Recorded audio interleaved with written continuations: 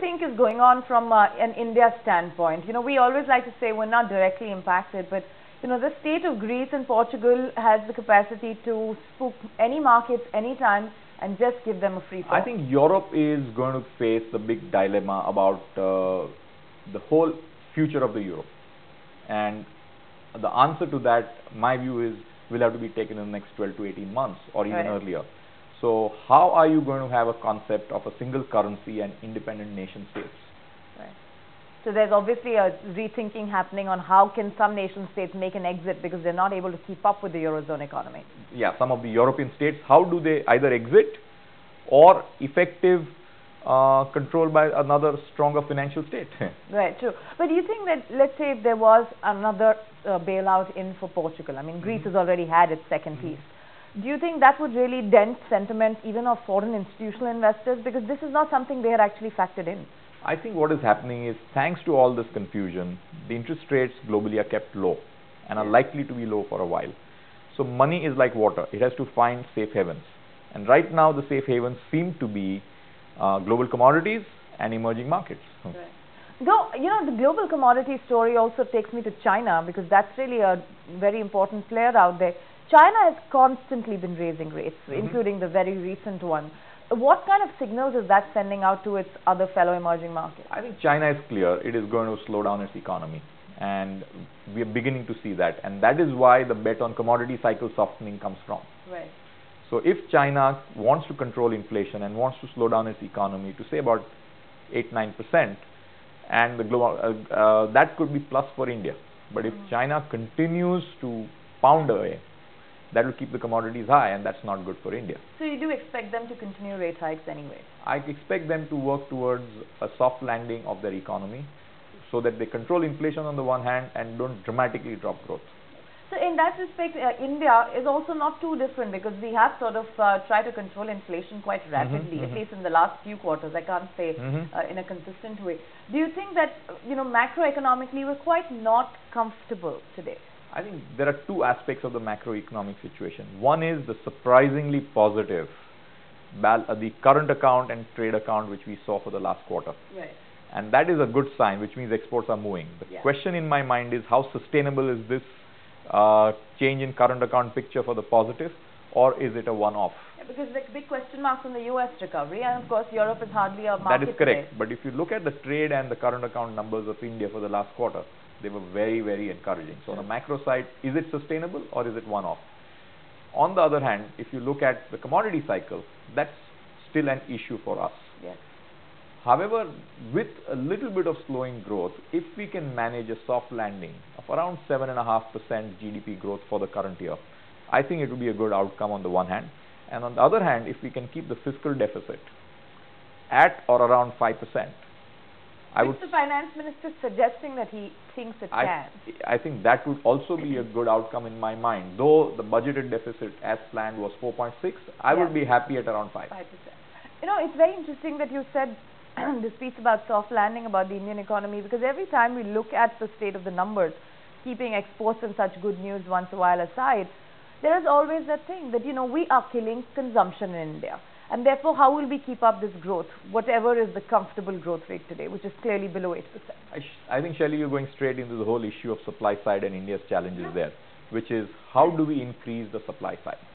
Whether it is infrastructure, whether it's projects, whether it's capacity.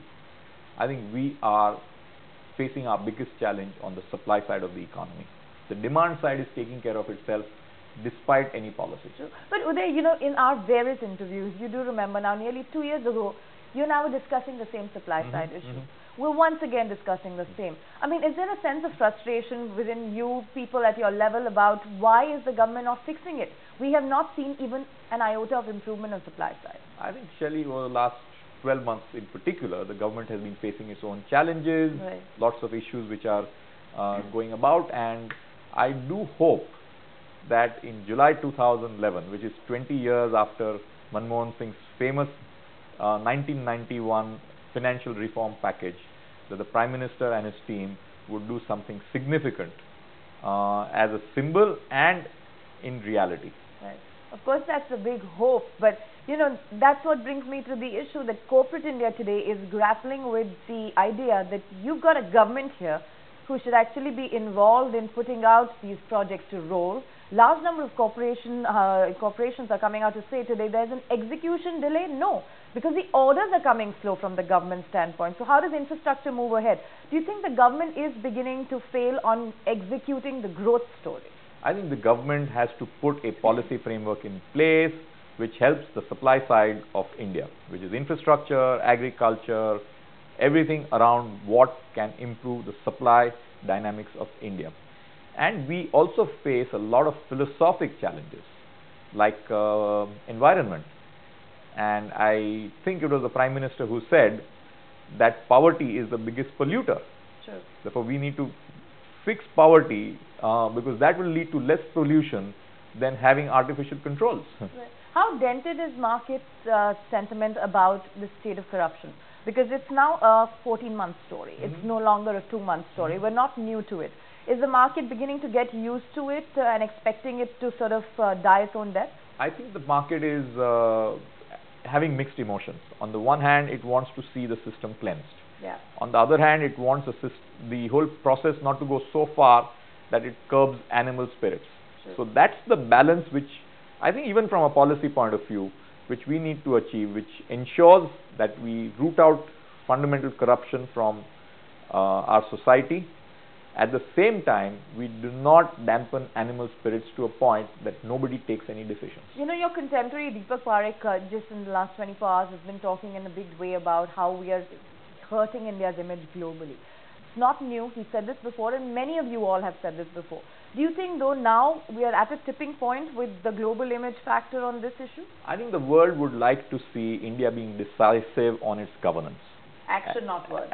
And the governance includes, obviously, rooting out corruption, at the same time taking policy initiatives which can take India forward.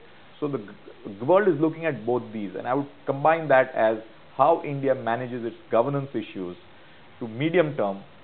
Think about moving to a high income economy per capita from a middle income country. That's right. Well, what 3 policy issues do you think could really shift the market sentiment to finally feeling a little more bullish about what is an actual growth story? I mean, nobody is still saying 7.5% to 8% really, barring China. So truly, it's not as if we have our fundamentals shaken, right? So I think the key areas where I would like to see us taking a decisive position, and this is more about the economy and not necessarily what it does to markets short term. Number one, I think we've got to fix our infrastructure execution, and let's get projects going, and let's see supply side on infrastructure improve. Number two, we really need to see how we can increase productivity of our agriculture. Right. And the third is we need to get more jobs for people, because you have 14 million people coming into the job market every year. So for infrastructure, agriculture, jobs. Do these 3 policy issues also reflect what would be your market approach? For example, infrastructure. Absolutely.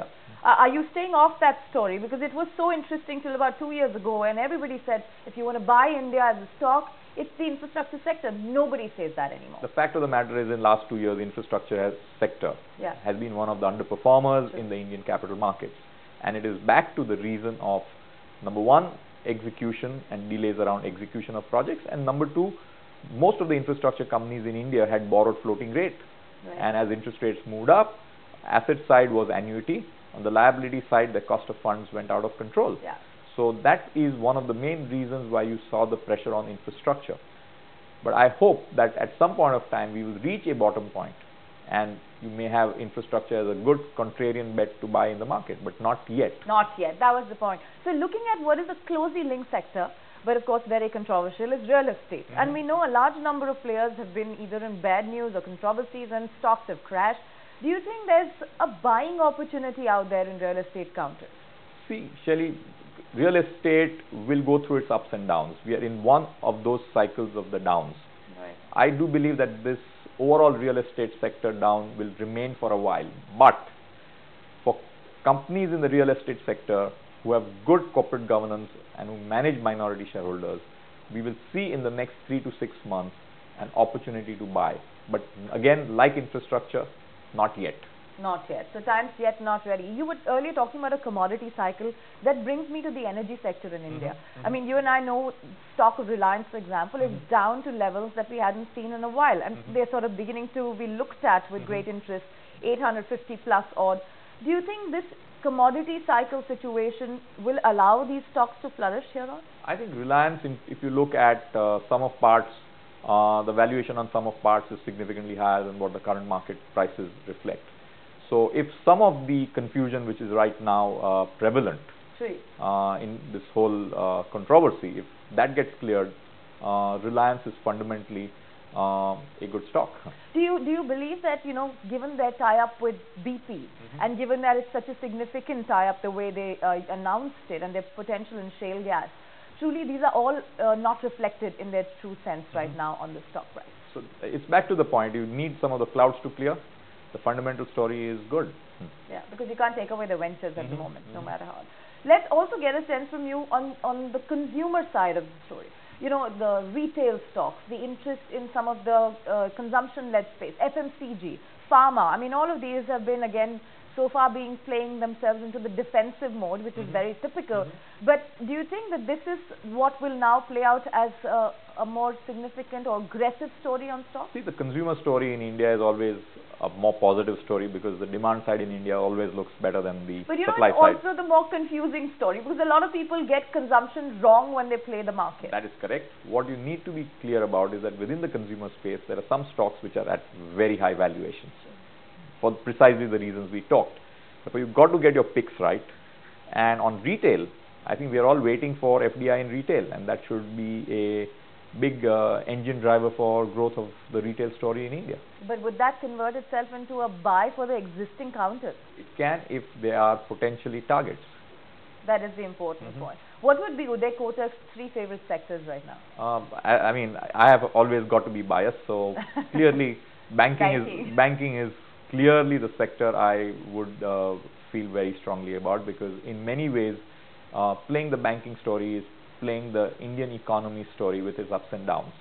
But in the banking story, you've got to be clear that you've got to look at portfolios of banks as between how much is their exposure to which sectors, how concentrated are the bets, and the risks in some of those which reflect in potential NPL as well. Yeah. Therefore, selectively, banking is a sector which I think is a good sector. Are you distinguishing between the interest in public sector banks? I mean, banks like SBI crashed in the market. I think you've got to look at their asset side more closely. Therefore, analysts and investors should look at the asset sides of banks carefully before they take their calls on which banks can weather a cycle better. So that is one I would be pretty positive about. The second one, I think, which would be interesting if there is a clarity on policy, which is why I have said not now, is down the road infrastructure. Okay. But I would like to see policy clarity before I plunge into that sector. Yeah. But the valuations have been significantly beaten down. And if there is a clarity on policy and governance, we could see some revival in that sector down the road. Okay. And the third is a broad brush point about consumption stories. Okay. And those consumption stories, you got to again be a stock picker. Don't do a macro bet, which could raise from, which could be from FMCG, autos, telecom, where you zero down on I was going to ask you about telecom, that if you throw that in, then you've had compelling valuations in some of the large correct, stocks. but you've seen Bharti has been outperforming because it's perceived to be a safer bet on that sector. Would it be a buy or a Bharti? I think Bharti has moved up a lot, and you really got to look at its valuation in the context of what is also happening in its African operations. But fundamentally, I think Bharti is a great company.